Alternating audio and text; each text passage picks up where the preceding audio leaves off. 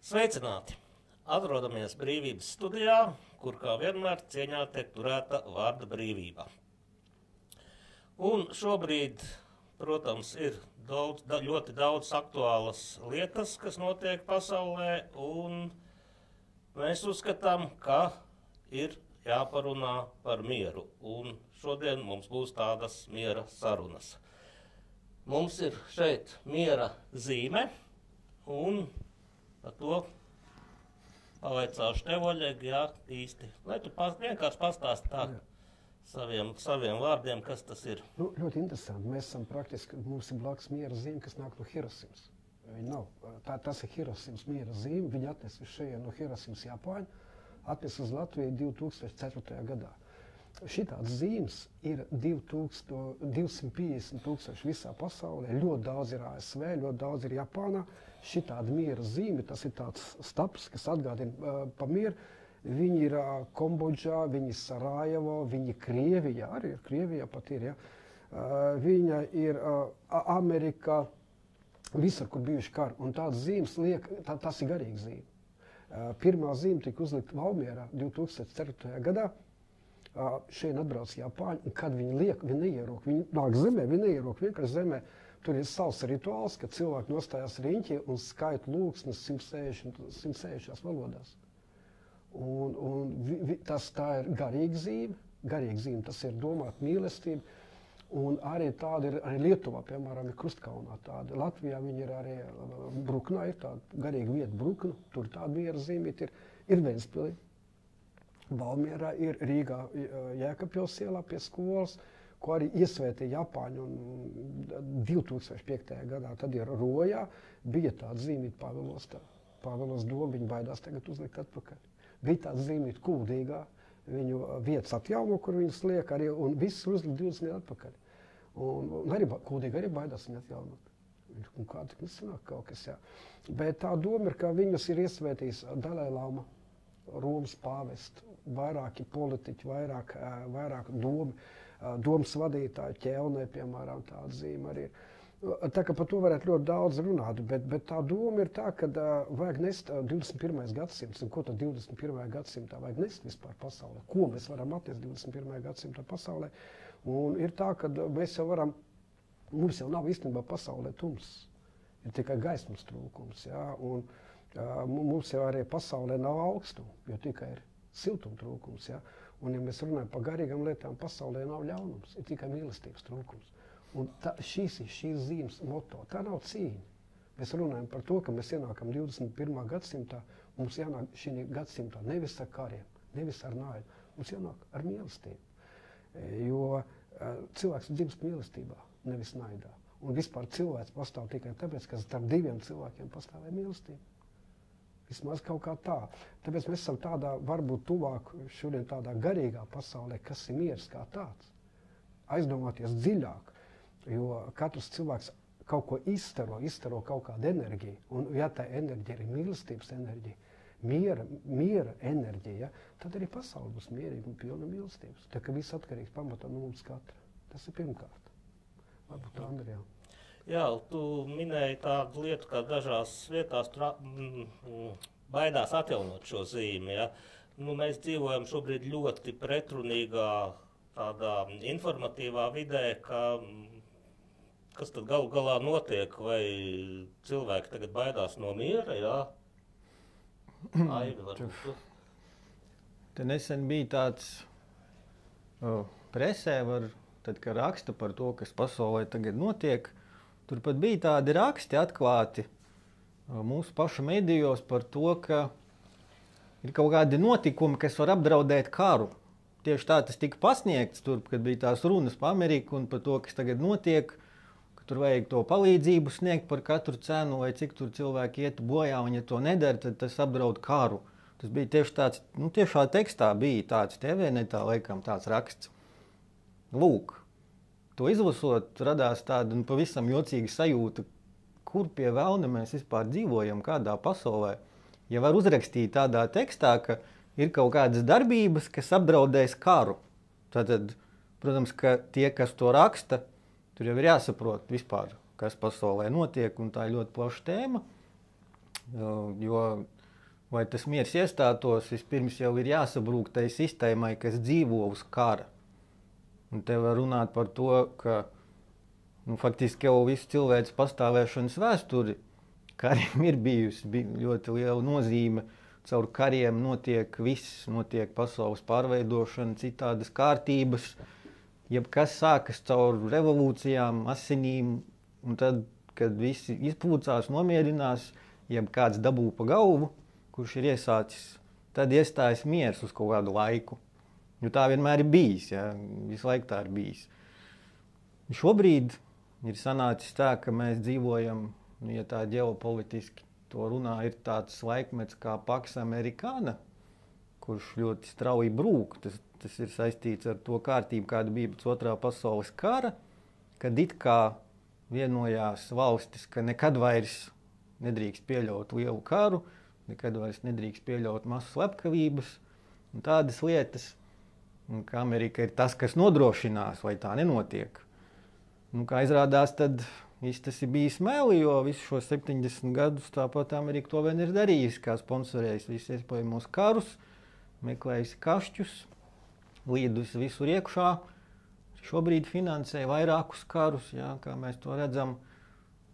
Un tur ir milzīgs ieroču lobijs un viss tur ir pakārtots, tur ir milzīgi miljardi, kas tur tiek grūst iekšā visā tajā sistēmā. Un visa viņa politika līdz šim ir bijusi tāda, ka pasaulē visur ir jābūt kaut kādiem konfliktiem, kaut kādiem kariem, ar to domu, ka lūk, tad mēs tur aiz dīķa to visu uzraugam, mums te viss ir kārtībā, visi tad nāk pie mums, kapitāls nāk pie mums, tehnoloģijas nāk pie mums, jūs tur visur tur varat ņemties, karot, mēs jums sūtīsim ieroči, pelnīsim naudu, tāpēc tā ir. Un lai tas mainītos, tad kam tad ir jānotiek īsti? Tad ir jāsabrūk tādai sistēmai. Un tad ir viena valsts, kas to visu kūrē, un konkrēti elite, kas to dara. Un ja tas sabruks, un mēs tagad redzam, ka jau ļoti strauji tur notiek lietas, ja, tur brūk viņi paši kopā. Mans personīgais uzskats ir tāds, ka pa lielām tad pasaulē kļūs mierīgāk. Tā ka viņi paši tur aizrīsies ar to, ko viņi ir sastrādājuši pasaulē. Jo ir jau arī tā, ka citi atkal pelnu uz kara rēķina, kā mēs zinām, ja, ka, piemēram, Pasaules banka dod naudu gan vienai, gan otrai karojošai pusē, un valstis nespēja atdot, un atkal procentus atkal uzliek, un atkal procentiem uzliek virsū jau nākamos procentus, ka nespēja vienu sadot, un tā arī veidojās tie milzīgie parādi, un tā zemes lode jau cik tur ir miljonus, triljonus visiem parādā. Bet tagad ir atkal tāda interesanta lieta, vai mēs gatavojamies karam, vai, teiksim, tā kā mūs te tā kā virza uz to, vai te viss tā bunkuru būvniecība, viss tagad armijas paplašināšana, ka tagad iesauks jauniešus izlases kārtībā pēc izlozes kaut kādas un vēl, un man šķiet, tas ir tā diezgan nepieņemami, jo jaunieši šobrīd nav sagatavoti, ja, tam karošanai, ja, jo fiziskais stāvoklis, diemžēl, ir jauniešiem daudz sliktāks nekā tajā laikā, pieņemsim, kad es biju tādā vecumā. Un kā, teiksim, Armand domā, vai mēs tagad tiekam gatavots tam karam, vai? Es vispirms gribētu turpināt šo domu par mieru, ja? Jo katrā cilvēkā ir Dieva gars. Un ja mēs nogalinam otru cilvēku, tad mēs praktiski nokaujam Dieva daļiņu uz zemes. Varbūt šī doma kādam iekritīs sirdī. Jo karš pats par sevi ir noziegums. Un ne tikai noziegums pret citiem cilvēkiem, bet arī noziegums pret Dievu. Diemžēl pasaule ir kļuvusi diezgan bezdievīga. Tas ir no vienas puses, bet ja mēs skatāmies no otras puses, tad radītājs ir dāvājis latviešiem savu valstiskumu. Un Latvija ir brīnišķīga vieta. Un ir ļoti daudz tīkotāji uz šo zemi. Un tas mums ir jāsaprot. Un, diemžēl tā ir sanācis, ka tādos pēdējos gados, kopš tā saucamās neatkarības atjaunošanas, tad visi šie gadi ir palaisti garām, kad mēs varējām tiešām sagatavoties, lai aizsargātu savu zemi, savu valsti. Nu, vismaz jau viņi tādi būtu. Ja. Lūk, bet visa tā pajaušanās notika, ka lūk, mēs tagad atrodamies NATO un NATO mūs aizsargās. Un tad nāca Kallasa un atklāja, ka karalis ir kails. Un visi tie drēbnieki, kas sēž aiz okeāna vai vakarā Eiropā, ir blēži. Lūk, nekāda šī lietasarga reāli dzīvē nav. Jo tolaik tika atklāti pasludināts, ka ja šeit nejauši tad hipotētiski varētu ienākt kaut kāda Krievijas armija, viņi vienkārši aiziet, lai pēc pusgada, protams, atkarot šo teritoriju. Lūk, tātad šie visi pēdējie gadi, lai mēs paši padomātu par savu aizsardzību, ir palaisti garām. Tagad ir jautājums, vai mēs palaidīsim garām arī nākamos gadus. Un izskatās, ka tieši tā arī būs. Jo, lai mēs būtu pašpietiekami un varētu sev aizstāvēt, tad praktiski jauniešus ir jāsāk sagatavot jau no skolas vecuma. Tiešām, tur ir jābūt militārai mācībai, jābūt arī fiziskai sagatavotībai, arī morāli. Ja, teiksim, es šodien redzu, praktiski tā jau ir norma, ka puikas sēž transportā vai arī meitenes, ja, skolnieki un nedod vecākiem cilvēkiem vietu. Kā jūs domājat, šie bērni pēc tam, kad paaugsies, viņi aizstāvēs mūs? Vai tie mūsu topošie aizstāvies? Stipri šaubos. Tālāk pa fizisko pusi mēs redzam, tikko iesaukums 512 cilvēki bija, no viņiem 320 tikai derīgi. Un es tā smējos, viņi sauc par Coca-Colas paudzi. Ja? Tātad bērni vairāk netiek audzināti tā, lai viņi varētu būt fiziski spēcīgi. Viņi netiek arī audzināti par savus valsts aizstāvjiem, jo šobrīd viņus audzina, lai mainītu dzimumu, tātad meiteni, lai puikas kļūtu par meitenēm un otrādāk. Tātad viss ir pilnīgi šķērsām.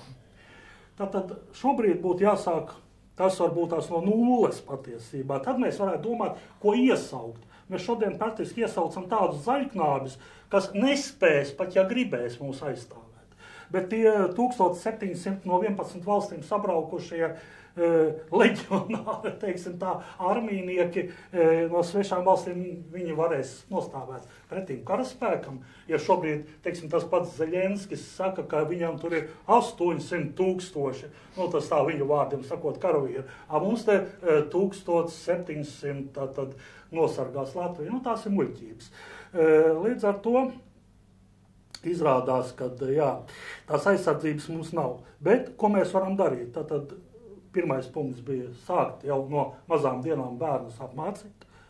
Tātad militārismam ir jābūt. Un otrais punkts, tā ir ekonomiskā puse. Šeit daudz par Ķīnu pēdējā laikā ir runāts. Ja?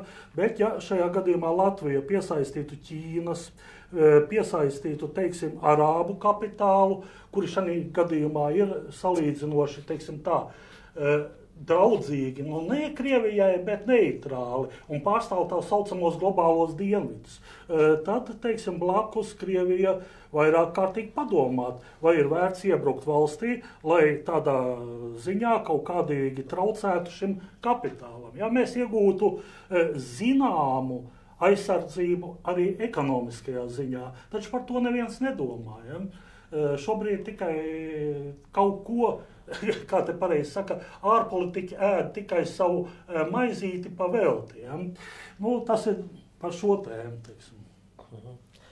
Un vēl runājot par bērnu iesaukšanu armijā, man tā kā arī ienāca prātā kaut kāda varbūt tāda sena lietu kārtība, ja mēs runājam par tādiem kā pirmatnējiem cilvēkiem, alu cilvēkiem, ja, tad sieviete nodarbojās ar pavarda kurināšanu, bērnu audzināšanu, bet vīrietis atkal devās medībās un rūpējās par iztiku. Ja, un šobrīd, ja armijā sauc arī meitenes, man tas liekas tā kaut kā pavisam nepieņemami. Ko tu Oļeg saki? Es domāju, ka bišķiņ te nepareizi mēs sākam iet virsē. Pirmkārt, mums jāsaprot, ka mēs dzīvojam 21. gadsimtā. Jo tagad attaisot telefonu vaļā, ja mēs gribētu, mēs varētu redzēt, kas notiek Amerikā. Tūlītās varētu redzēt, kas notiek Doņetskā vai notiek Izraēlā, Palestīnā momentā. 3 minūšu laikā. Ja? Tās tehnoloģijas pasauli nav piedzīvojusi. Otra lieta, kad mēs runājam, nekaro sev, karo jau droni. Un tās tehnoloģijas notiks tieši otrādi. Uzvarēs tie, kam būs labāk kompjuteri, kam būs labāk tehnika.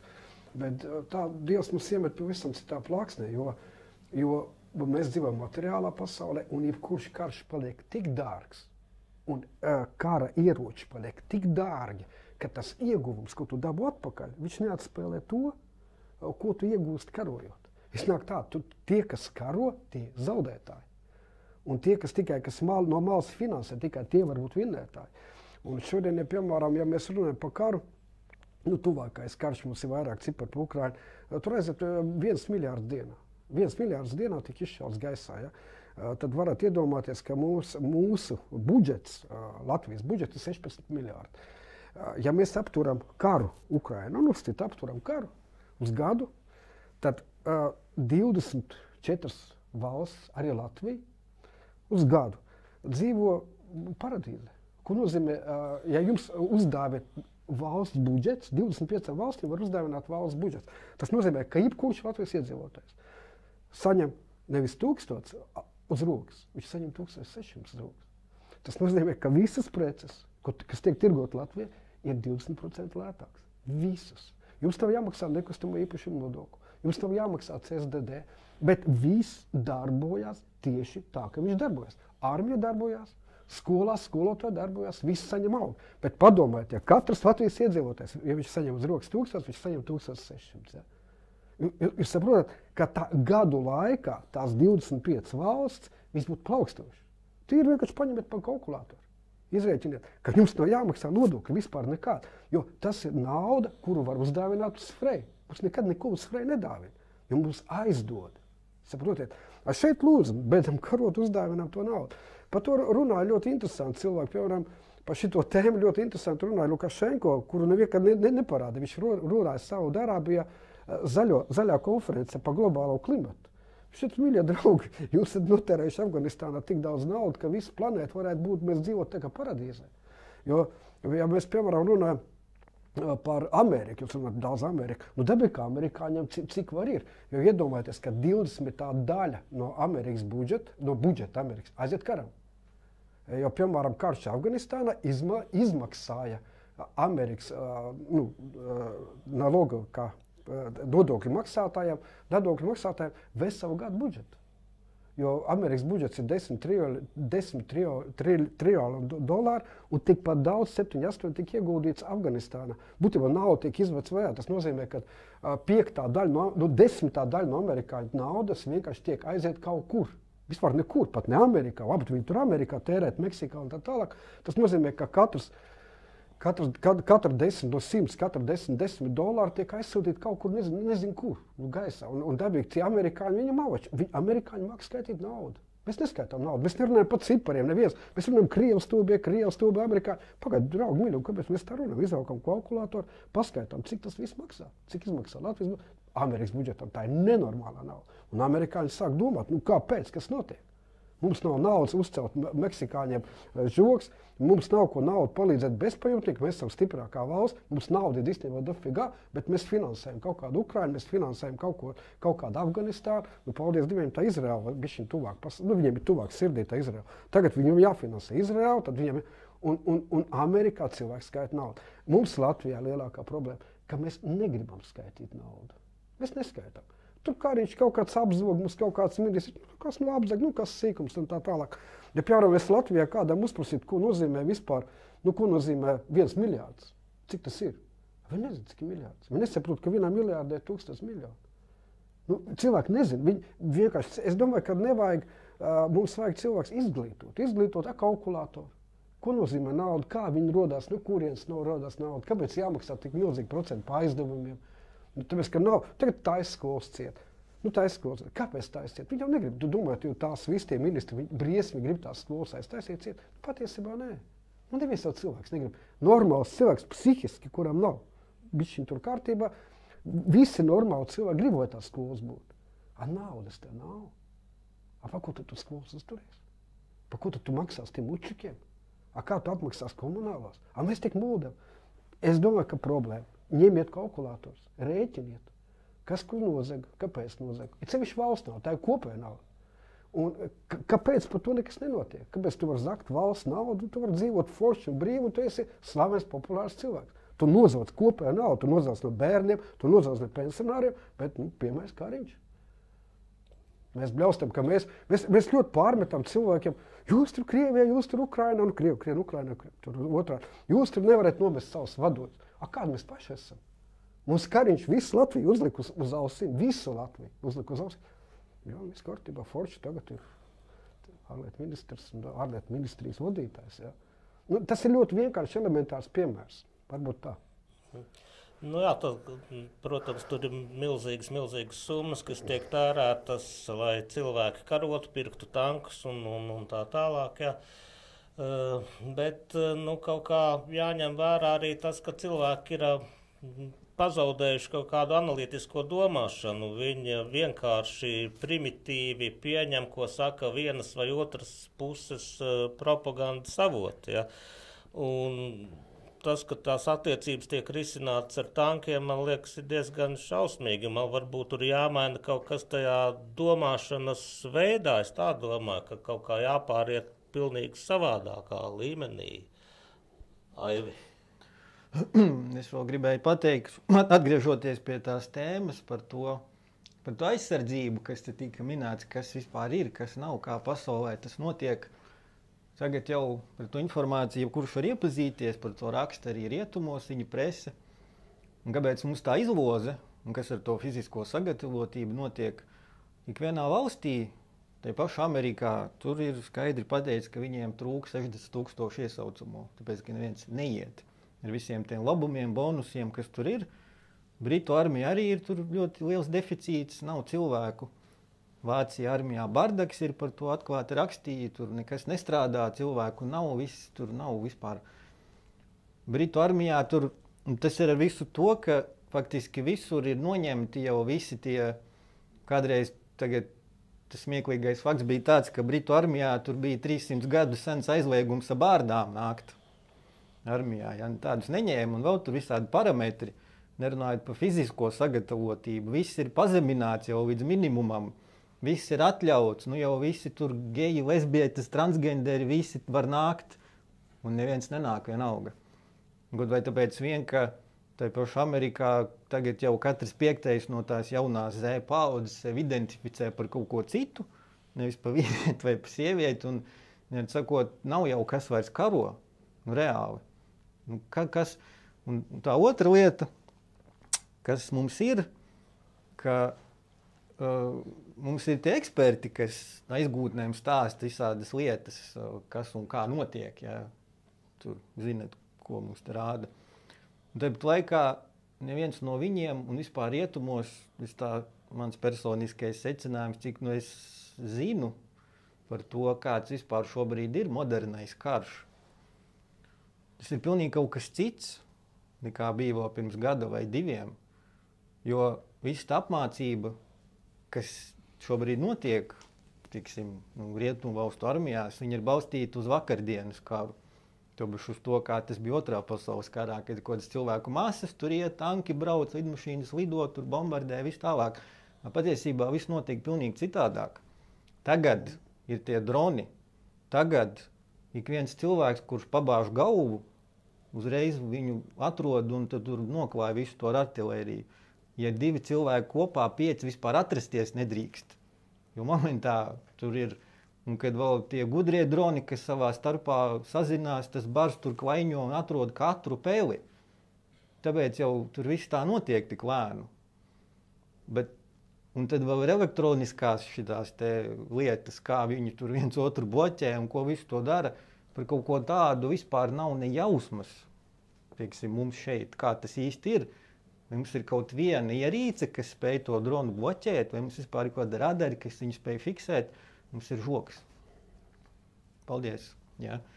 Līdz ar to tas vispār ir, ja kaut kas tāds notiks, tad tie, kas tie 1700 vai cik viņi ir, viņi taču īstenībā dzīvo lapnās vecrīgas viesnīcās. Tur viņiem tās apmācības notiek. Tāpēc neviens vispār neko nesaprot, kas ir īsts karš mūsdienās. Neviens eksperts par to nestāst, un viņiem pat tādus jautājumus neuzdod neviens. Ja neviens laikam pat nav aizdomājies, kas reāli notiktu.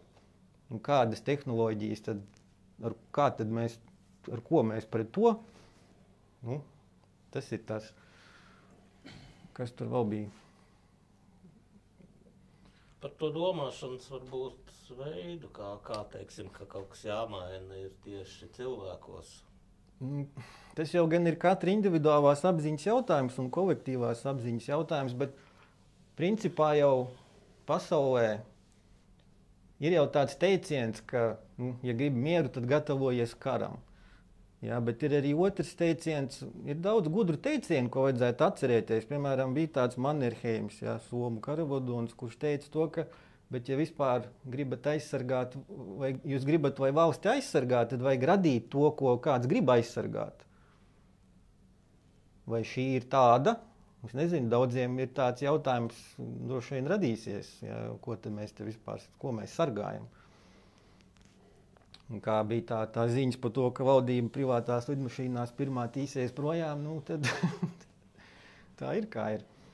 Tāpat laikā augstais karš, kas bija, viņš bija tādā ziņā labs ar to, ka abas puses bija tik stipras, ka abiem bija skaidrs, ka ja sāksies karš, te viens otru iznīcinās un tad nekā nebūs. Tā saucamā paritāte, ja visi ir ļoti spēcīgi bruņoti, kaut kādā ziņā tas ir tas, kas notur. Šobrīd pasaulē ir bardaks, bet šobrīd tas bardaks izpaužās tā, ka nekas jau vairs arī nestrādā, jo reku baskāji husīti uzlika sankcijas Sarkanajā jūrā, un amerikāņi ar saviem bāzes kuģiem, visām tām saviem korpusiem neko nevar izdarīt pēkšņi vairs. Jo nestrādā vairs tas spēku samērs un viss te jūk un brūk. Un kāda būs tā jaunā pasaule, to šobrīd neviens īsti pat nevar pateikt. Es nezinu, kāda viņa būs. Es tikai redzu to, ka tās pārmaiņas notiek ļoti dramatiskas, ar ko es sāku to, ka šī sistēma, kad nedarbojas jau vairs nekādi starptautiski līgumi, nekas nav, visi dara, ko grib, kam ir kaut kāds spēks, tas viņu pielieto. Te ir atkal tas Mao Dzeduna teiciens, ka varu rada šautene. Šobrīd mēs tā dzīvojam. Cerams, ka tas beigsies kaut kad. Armand, tu kaut ko vēl gribēji par propagandu, par kara propagandu pateikt? Jā, droši vien jūs jau visi būsiet ievērojuši, ka tagad praktiski no katra gludekļa sludina, ka tūlītās būs karš, tad Krievija tūlītās bruks iekšā. Un ne tikai Baltijā, bet jau tur ies tālāk līdz Vācijai, un varbūt skatīsies vēl kaut kur tālāk. Un tas praktiski tiek runāts kā jau neapstrīdams fakts. Ja? Un jautājums, kāpēc? Jo sanāk, ka tiem, kas šodien stāsta, kā beigsies tūlītās tas konflikts Ukrainā Krievijai, tā viņi ķersies klāt pie Eiropas. Un tad tur tikai kāds tas laiks būs, kas pēc 8 gadiem, cits saks, nē, tūlītās, ja. Bet te sanāk tiem propagandistiem tāda šizofrēnija, reāla šizofrēnija. Jo es viens un tas pats cilvēks vienā un tanī pašā teikumā sākumā var pateikt, ka jā, Ukraina uzvarēs, mēs, darām visu, uzvara būs. Bet ja būs uzvara, tad jau Krievija būs sakauta, nelaimīga, un viņi kā var atkopsies, tur ne 10, varbūt pusgadsimts paies. Un turpinot šo tēmu, jā, tūlītās Ukraina uzvarēs, ja turpinājums teikumam, bet pēc tam viņi bruks virsū tā Krievija Baltijai vai arī Eiropai. Viens beneficiārs šeit ir ļoti labi redzams, ja? Jo mēs saprotam, tātad, ja būtu tikai runa par Baltiju, kas jau ir nepatīkami, ja? Ka šeit tūlītās Krievija nāks iekšā viss, ja? Tas nozīmē, ka nekāda investīcija te nav. Tas nozīmē, ka neviens naudu šeit neiegulda. Cilvēki, arī jaunieši, kurus it kā būtu jāiesauc šeit, jāielozē tādā dienestā, viņi tirās prom uz vietu, kur nebūs karš, ja, tā tad jau skatās, un mēs zaudējam jebkuru savu potenciālu. Un vismaz uz vakar Eiropu. Bet ja mēs sakām, ka jau tas ir plašāk, tad Eiropā ies iekšā. Tas nozīmē, ka šis kapitāls lēnām pārceļās uz ASV. Lūk, arī mēs redzam šo beneficiāru, kas ir ieinteresēts šeit kurināt šo kara histēriju. Nu, vismaz es tā to redzu. Ja? Nu, tas jau atkal atgriež mums pie tā, ko es sākumā teicu, ka principā jau ASV būtu izdevīgs karš Eiropā, jo arī pēc otrā pasaules kara viņi taču kļuva par superlielos tieši tāpēc, ka te viss tika sagrauts un viņi tad dāsni finansēja, atjaunoja, deva kredītus, Maršala plans un viss pārējais. Bet par to, ka šobrīd ir tā histērija, ko izplata mediji, protams, ka es personiski to vispār nelasu, jo man tas absolūti neuztrauc. Un ir skaidrs, ka ja arī kaut kas tāds notiktu, cilvēkam parastajam tas īsti ko darīt. Neko jau tu neizdarīsi. Mums jau nav nekur sprukt, nekur likties. Nav jau nevienas bumbu patversmes, nekā nav. Viss ir tikai kaut kādas runas, viss ir kaut kādas miljonu atkal apgūšanas, būvēšanas kaut kādā tālā nākotnē. Atkal jau kādam tas ir vajadzīgs. Bet tā vispār, es atceros kaut ko no padomju laikiem, jā. Es tur vēl dzīvoju nedaudz. Bet es arī atceros to vēsturi, kāda tur bija. Tas pats augstais karš. Tur jau ikvienā brīdī varēja sākties pa īstam. Tas 3. pasaules karš faktiski katru minūti varēja sākties. Jo visu laiku tā spriedze jau bija. Bija arī brīži, kad tas nonāca jau ļoti tuvu. Bija Karību, tā raķešu krīze, bija vēl tur brīži, bija lidmašīnu notriekšanas, tur U2, jā, virs PSRS un daudz tādu momenti, kad gandrīz kāds to pogu nospieda. Bet tāpat laikā cilvēkam parastajiem ikdienā nebija avīzēs, neko par to nerakstīja, nebija tās histērijas, ka tuliņ mēs te visi mirsim un tā tālāk, tāpēc, ka tas, ja es pareizi atceros, ar likumu bija aizliegts. Kara propagandas, histērijas, iedzīvotāju tracināšana nedrīkstēja vispār būt. Cilvēki mierīgi gāja, dzīvoja savas dzīves, darīja savas lietas, kaut kur kāds varbūt uzrakstīja, tur kaut kas kaut kur notiek, bija arī reģionālai konflikti, Vietnamas karš un Afganistānas karš un viss kaut kas, bet cilvēki parasti dzīvoja mierīgi savas dzīves. Šobrīd, kas notiek, tas ir pilnīgs ārprāts. Ja cilvēks lasītu un tam visam ticētu, kas šeit tiek rakstīts un runāts, tad principā varētu sajukt prātā un droši vien, ka tas daļai arī ir tā domāts, jo jebkurām valdībai jau droši vien ir izdevīgi noslēpt savus afēras un noziegumus aiz tā, lai cilvēki nemitīgi tiktu tracināti un nespētu aizdomāties, kas īsti notiek. Iedod Dievs sāks interesēties, kāpēc īsti skolas slēdz un tā tālāk. Sava daļa tajā ir arī tas, protams, un tāpēc tas miers, viņš īstenībā ir jāatrod katram pašam sevī, jo nevar cilvēks dzīvot uz narvu zālēm, un es tāpēc iesaku principā visus tos murgus vienkārši nelasīt un dzīvot savu dzīvi, jo tas pats fakts, ja mēs tagad atkal atgriežamies pie garīgās sfēras, tas ir tas, ka bailes, stress un viss tas naids, kas tiek kurināts, tas jau ir tas barības avots visai tai sistēmai, kas šobrīd te agonē. Ja cilvēki streso, baidās, viens otru ienīst, meklē, kam ko sliktu izdarīt, tad jau grūst visa sabiedrība. Tā nedrīkst notikt. Tāpēc, ja ir kaut kāds novēlējums, tad es zinu un ticu tam, ka mīlestība ir visur esoša un ka tā uzvarēs. Bet, tas mums katram ir jānodrošina savā apkārtnē, ir vajadzīgs viens otram palīdzēt, ja redz, ka tiek uzbrukts līdz cilvēkiem, ir jāpalīdz un visa tā etniskā naida kurināšana ir jāizbeidz un tikai tā var kaut ko sasniegt. Tā. Paldies visiem runātājiem. Brīvības studija iestājās par mieru. analizējam, domājam un mostamies. Lai jums jauks šis laiks!